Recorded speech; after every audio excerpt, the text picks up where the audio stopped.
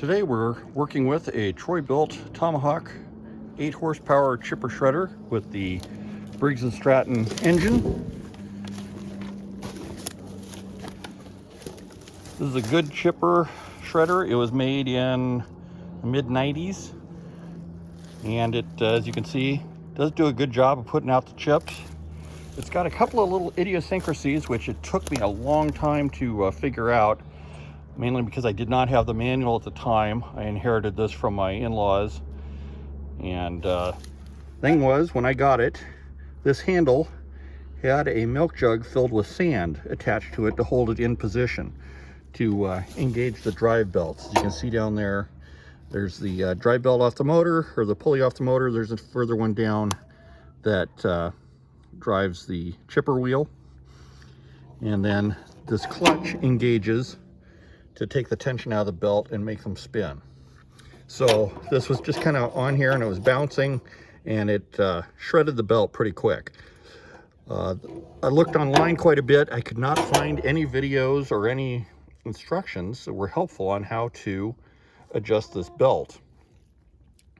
I finally, after doing a lot of digging, found the actual instruction manual, or part of it, posted online. And I'm going to zoom in here. The key is this bolt. You turn it counterclockwise to bring it out until you have a 3/4 inch gap between here and the screw head. So it should be all the way in when it's disengaged, and when you put it down so it's engaged, the bolt head sticks out 3/4 of an inch, and that should be the proper setting. 3/4 to 13/16 per the manual I found. Anything other than that, you're going to shred belts. Which brings me to the belt itself. It calls for a 5/8 inch V belt, 29 inches long. The problem is finding a 5/8 inch belt is a little bit of a challenge. I went to a local mower repair store, Bilt dealer.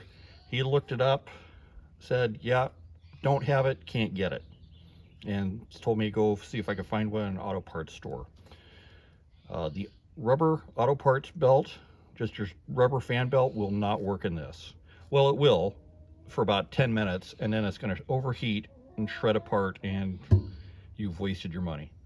What you need is a Kevlar reinforced belt. The one I have on here is, so you can get the exact part number, I ordered off of Amazon. I think it was like 15 bucks. We'll see how long it's lasted. I did find one at the auto parts store, 29 inch by 1/2 inch, so it was a little bit smaller. It did work. It worked for quite a while, and then finally it just gave up the ghost and snapped in half. But I got quite a bit of use out of it, which was, more than I expected. But the 5/8 definitely is what is spec'd for it. But just for your day-to-day yard stuff, I think this is fine. One of the other things I did when I first got this, the pulley wheels had a pretty good coating of light rust on them, and they were pretty rough. So went at 4, I think 6 bolts that hold the motor on. I took the belt off, unbolted it, took the motor off, and then I could get to the pulley very easily. And I just took a wire brush on a drill, like a paint stripper type thing, and I just cleaned off all the old material down to where it was smooth.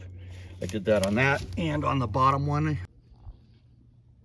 To engage the belt so you don't end up stalling the motor or burning up your belt, there's a kind of a process to it.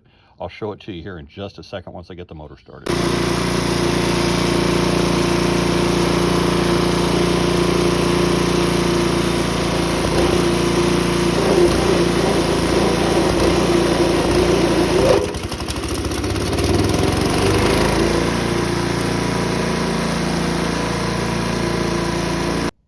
Couple things I have learned. The discharge chute, where it sits, it fills up pretty fast. you know, it doesn't take more than a few minutes, and you have material built all the way up to the top. And if it overfills, it will jam the chipper wheel, which will in turn overheat your belt. The idea is to keep that area clear. I just keep kicking it into a pile. As you can see, I've got a pretty good pile going. Well, that about wraps things up for today. Thanks for watching. If you have any questions or comments, I'll leave them below. And the link for the belt on Amazon is also in the description. Again, thanks for watching, and we'll see you next time.